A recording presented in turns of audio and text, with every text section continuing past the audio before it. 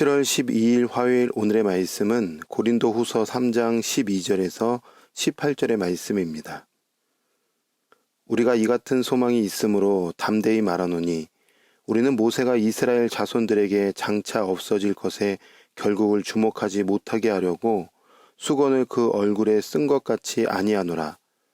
그러나 그들의 마음이 완고하여 오늘까지도 구약을 읽을 때에 그 수건이 벗겨지지 아니하고 있으니 그 수건은 그리스도 안에서 없어질 것이라. 오늘까지 모세의 글을 읽을 때에 수건이 그 마음을 덮었도다. 그러나 언제든지 주께로 돌아가면 그 수건이 벗겨지리라. 주는 영이시니 주의 영이 계신 곳에는 자유가 있느니라. 우리가 다 수건을 벗은 얼굴로 거울을 보는 것 같이 주의 영광을 보매 그와 같은 형상으로 변화하여 영광에서 영광에 이르니 곧 주의 영으로 말미암음이니라. 아멘. 제가 어렸을 때 신앙생활하면서 교회 안에 여러 가지 그 많은 것들이 참 많았던 것이 기억이 납니다. 어린 나이에 왜 그래야 하는가라는 질문이 있었지만 그 질문 자체도 어른들이 싫어한다는 생각에 어렸을 때 질문하지 못했었습니다. 그 많은 것들은 이런 것들이 있었어요. 주일에 절대 음식을 사 먹으면 안 된다. 돈을 쓰지 말라는 거죠. 새 옷은 반드시 주일에 입어야 한다. 목사님이 올라가시는 강대상에는 절대 평신도가 올라가면 안 된다. 특별한 날에만 올라갈 수 있다. 이 외에도 여러 가지 그 많은 것들이 있었던 것이 기억이 납니다. 만약에 이를 어길 경우에는 정말 큰일 날 것처럼 죄를 짓는 것처럼 말씀하셨던 것들이 기억이 나요. 어른들이 또 우리 부모님이 어떤 의미에서 말씀하셨는지 커서는 잘 알겠습니다. 그만큼 예배를 소중히 여기고 우리 주님을 거룩히 섬기며 또 거룩한 마음과 태도로 우리가 신앙생활을 해야 된다는 강조점이 있었던 것이겠죠. 자, 그런데 과연 이러한 규칙과 규율을 우리 주님도 원하시는 것일까? 고민해 봐야 됩니다. 어떤 교회에서는 강대상을 1m 옮기면 더 보기가 좋겠다 생각하고 옮기려고 하는데 오랫동안 신앙생활했던 교회 분들이 안 된다는 거예요. 극심한 반대가 있었다는 거죠.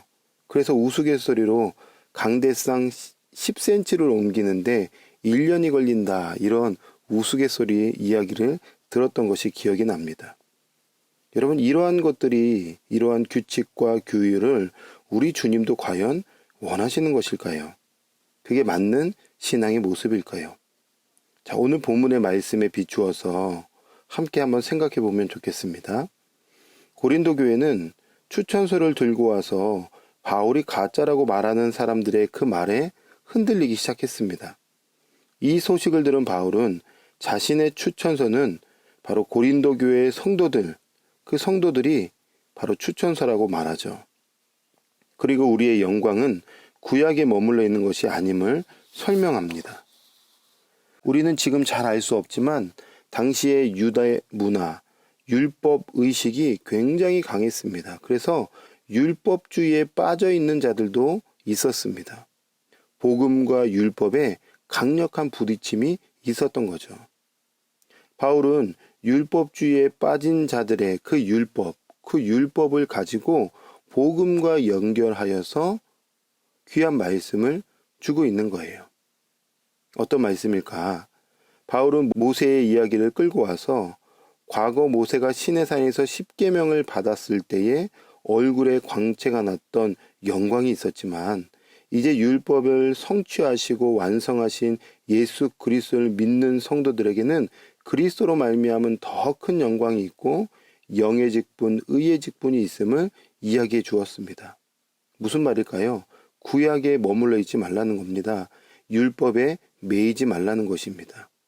그래서 13절의 말씀에 우리는 모세가 이스라엘 자손들에게 장차 없어질 것의 결국을 주목하지 못하게 하려고 수건을 그 얼굴에 쓴 것 같이 아니하노라. 아멘. 우리는 모세처럼 얼굴에 수건을 쓸 필요가 없다는 것입니다. 왜냐하면 모든 신자에게는 영광의 근원이시고 영광 그 자체이신 예수 그리스도가 우리 안에 함께 하시기 때문입니다. 그러므로 율법에 매여 있는 자들, 모세의 그 영광 가운데 있는 자들을 향하여 매이지 말라는 거예요.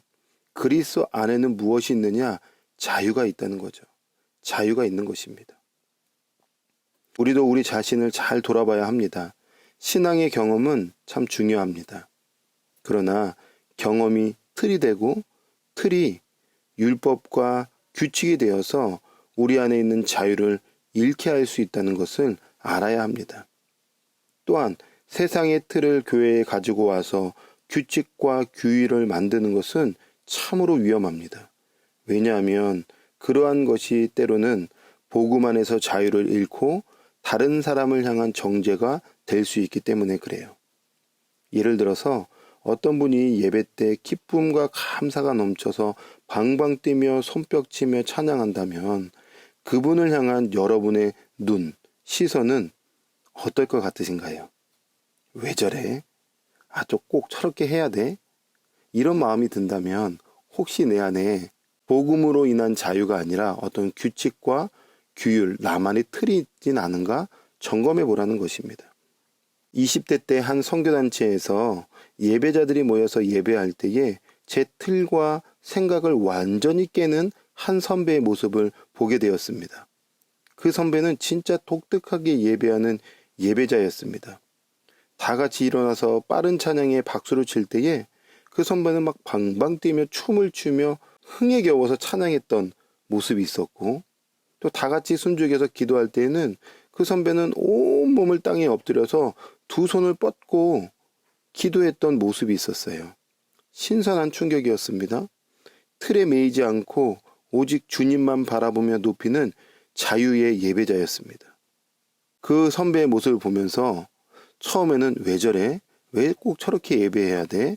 라는 생각에 제 안에 틀이 있었다는 것을 알게 되었어요. 내 안에 복음으로 인한 자유가 있는지, 복음이 있다고 하면서 나는 나만의 틀이 강하게 있지는 않은지 돌아봐야 하는 것입니다. 또 그 틀을 가지고 상대방을 판단하고 있지는 않은지 우리는 다시 한번 잘 점검해야 되는 것이죠. 그래서 14절의 말씀에 그러나 그들의 마음이 완고하여 오늘까지도 구약을 읽을 때에 그 수견이 벗겨지지 아니하고 있으니, 여전히 예수님 안에 있다고 하면서도 구약의 틀에 미어 있는 구절인 거죠. 여러분, 복음은 자유입니다. 그래서 17절의 말씀에 주는 영이시니 주의 영이 계신 곳에는 자유가 있느니라. 아멘. 복음은 우리를 자유케 하는 것입니다. 주의 영이 계신 곳에는 자유가 임하게 될 줄 믿습니다. 그 자유는 제도와 형식과 틀이 만들어 놓은 곳에서 나를 해방하여 주님 안에서 뛰게 하는 자유입니다.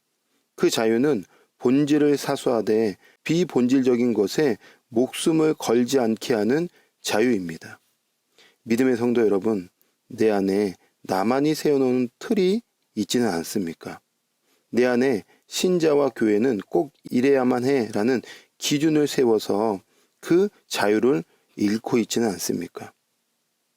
그것이 정말 복음 안에서 합당한 것입니까? 아니면 나만의 틀입니까? 우리는 이 시대를 살아가면서 시대와 문화를 잘 읽고 복음의 자유 안에서 문화를 잘 이용하여 복음 전도에 힘써야 할 것이고 교회를 건강하게 세워야 할 것입니다. 오늘도 예수님 안에서 자유를 누리고 자유자가 되어서 복음을 전하고 생명을 전하는 그런 귀한 삶을 살아내는 저와 여러분이 되기를 주님의 이름으로 축복합니다. 아멘. 기도하겠습니다. 하나님 감사합니다.